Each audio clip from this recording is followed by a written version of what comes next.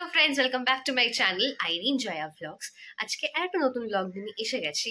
তো আমরা দুদিন আগে নিউ মার্কেটে গেছিলাম। তো তখন আপনাদেরকে বলেছিলাম যে আমি আপনাদেরকে দেখাবো যে আমি ওখান থেকে কি শপিং করেছি। আর লাস্ট ব্লগে তো আমি আপনাদেরকে দেখিয়ে দিয়েছি যে আমাকে মা ভ্যালেন্টাইন্স ডেতে কি গিফট করেছিল, ওই ব্রাউন কালারের স্লিং ব্যাগটা। তো ওটা এখন আমি দুদিন ধরে ওটা নিয়ে বেশ বেরোচ্ছি। অফিসে তো ওটা নিয়ে যাওয়া যাবে না, কারণ ওটা বড্ড ছোট, না আমার টিফিন ফিট হবে, না আমার পার্স ঢুকে যাবে, বাট ফোন ঢুকবে না, কিছুই হবে না। তো আমি অফিস নিয়ে যাই না, জাস্ট এমনি সন্ধ্যেবেলা যখন বেরোই তখন আমি ওটা নিয়ে বেরোই, বেশ ঢ্যাং ঢ্যাং ঢ্যাং ঢ্যাং করে বেরোই। আর হ্যাঁ, আপনাদেরকে আমি আউটফিটটা দেখাচ্ছি পুরো। তো দাঁড়ান,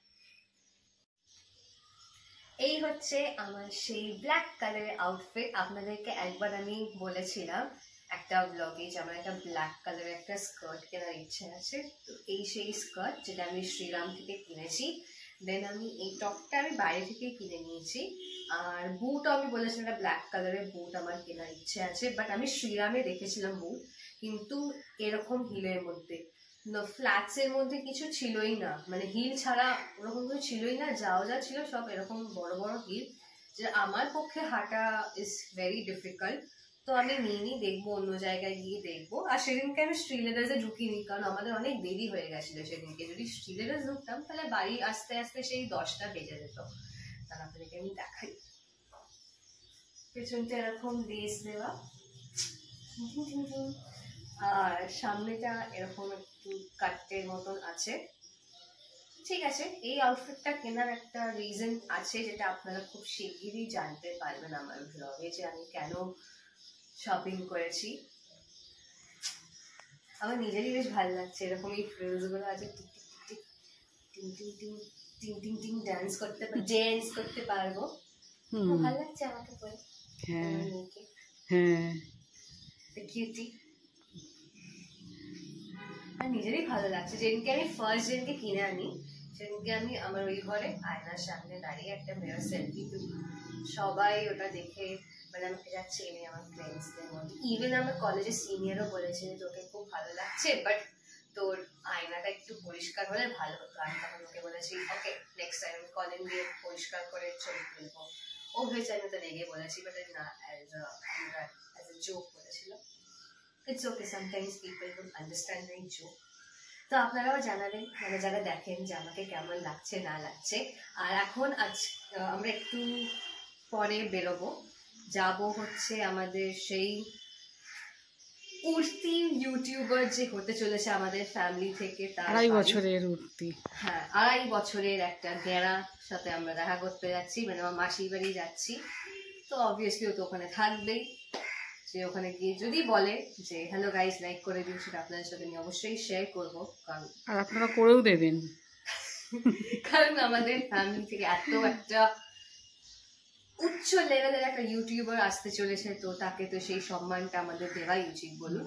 তো রেডি হয়নি, তারপর আপনাদের সাথে আমি দেখা করছি। আর তারপর আরেকটা ইনসিডেন্ট আপনার সাথে শেয়ার করবো, যেটাতে আমার কালকে আমার খারাপ হয়নি, আমার খারাপ লেগেছে, ইভেন আমার মাও রেগে গেছিল। তুই কেন বলতে গেলি বলো মা? বলেই দিই একেবারে, বলো কাল কি হয়েছিল।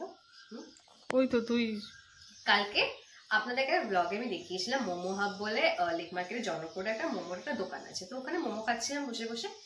তো একটা ছেলে আর মেয়ে আসে। তো মেয়েটা আমার সামনে আসাতে আমি মেয়েটা দেখতে পাই যে মেয়েটা প্যান্টের জিপ খোলা আছে।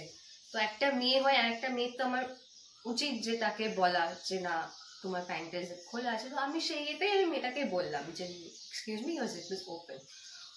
তখন ও সরে গিয়ে জামাটাকে দেখলাম নিচে নামিয়ে, সামনে দাঁড়িয়েই ঠিক করছি, জামাটাকে নামিয়ে নিল। লং টপ মতন পরেছিল, সোয়েট শার্ট মতন নামিয়ে নিয়েছে। তো তখন আমি পে করতে যাই। তারপর মা বলো কি হয়? তারপরে ও গিয়ে ছেলেটা জিজ্ঞেস করছে, ওর সঙ্গে যে ছেলেটা ছিল, ছেলেটা জিজ্ঞেস করছে যে কি হয়েছে। বলছে যে তখন ও গিয়ে ও বলছে, আমার সামনেই দাঁড়িয়ে বলছে কি, ও বলছে তোমার নাকি প্যান্টের জিপ খোলা। আমি মেয়েটাকে বললাম, ছেলেটা বলছে তাই, আচ্ছা ও দেখি হতে পারে। তখন ছেলেটা দেখলো না, ওর তো ঠিক আছে। মেয়েটা গিয়ে ওকে বললো তোমার জিপ প্যান্টের। ঠিক আছে, মেয়েটা হয়তো লজ্জাতে নাই বলতে পারতো, বাট এটাও বলা ঠিক হয়নি যে আমি ছেলেটা বলেছি ছেলেটা প্যান্টের জিপ খোলা। ছেলেটা ভাববে যে মেয়েটা হয়তো ভালো না, এরকম না, এই এই ইনসিডেন্টটা হওয়ার পর আমার মা বলছে কাউকে তুই বলতে যাবি না, কারণ আমি ভালো করতে গেছিলাম। ঠিক আছে, সে হয়তো মানছি, সে লজ্জা পেয়ে গিয়ে ছেলেটাকে এটা বলাটা ঠিক হয়নি, কারণ এটা আমাকে নিয়ে একটা খারাপ ধারণা হয়ে যাবে। সে আমাকে নাই ছিল, সে তো স্ট্রেঞ্জার, মেয়েটাও স্ট্রেঞ্জার, বাট তার হেল্প করতে গিয়ে এরকম হলো। আমার কালকে খুব মানে এম্বারেসিং লেগেছে ব্যাপারটা, যে ছেলেটা কি ভাববে না ভাববে আমার ব্যাপারে, বাট ইটস ওকে, ভুল থেকেই লোক শেখে। বাট তাও শিখলেও বা কি হবে, তাও এরকম দেখলে না মনে হয় যে না গিয়ে পাশে লোককে বলি। আর দ্যাট টু যদি কোনো একটা মেয়ে হয় তখন মনে হয় কোনো ছেলেকে কিন্তু আমি বলতে পারবো না যে আপনার প্যান্টের জিপ খোলা আছে, একটা মেয়েকে আমি বলতে পারি। তো সেই বেসিসেই আমি ওই মেয়েটাকে বলতে গেছিলাম। বাট ঠিক আছে, আমি তাও যদি এরকম কিছু হয় তাও আমি গিয়ে বলবো। আর যদি ইভেন আমার সাথেও যদি এরকম হয় তো আমিও এক্সপেক্ট করবো যে লোক যাতে আমাকে বলে, তাই না? তো ঠিক আছে, আর বেশি আর ব্লগটাকে বাড়াচ্ছি না, রেডি হয়ে আপনাদের সাথে একেবারে ওখানে গিয়ে আমি দেখা করছি। ওকে, এখন আমরা মিষ্টির দোকানে এসেছি, মিষ্টি কিনলাম। কুদঘাট আসলেই আমাদের এই রিক্সা চড়া হয়, ভালো লাগে না? এই আবার ঝাঁকুনি শুরু, কতদিন পর চলছি না এই রিক্সা, ভালো লাগছে। এই ঝাঁকুনি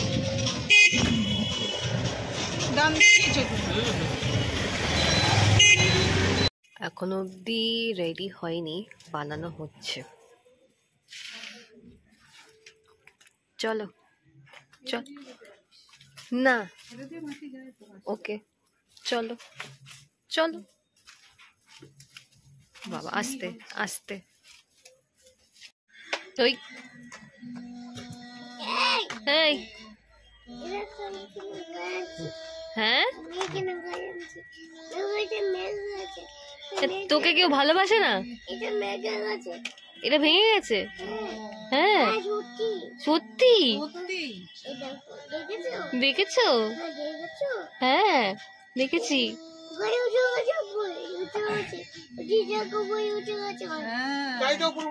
একটু বলে দাও হ্যালো গাইস, লাইক করে দাও। বলো বলো হ্যালো গাইস, লাইক করে দাও। বলো বলো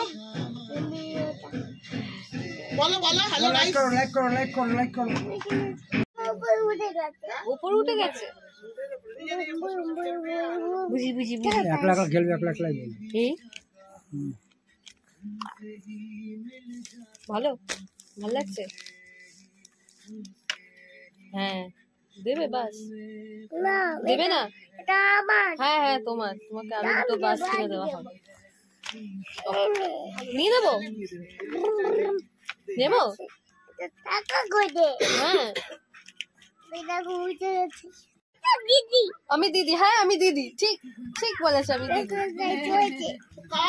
দিদি আমি দিদি, একটাই দিদি, কোনো ব্যাপার না, দিদি বলতে পারে। আমি ভাই, আমার ভাই। বলো কি হয়েছে, কি বলো কি হয়েছে, কি আমাকে একটা দাও।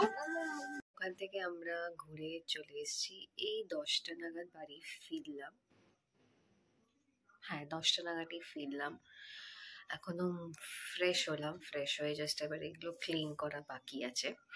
আর একটা কথা আমি আপনাদেরকে ক্লিয়ার করতে চাই, যে মাসির বাড়িতে যেখানে গেছিলাম, যে রুমটাতে ওরা ছিল, সেটা দেখে আপনারা কেউ অন্য কিছু ভাববেন না।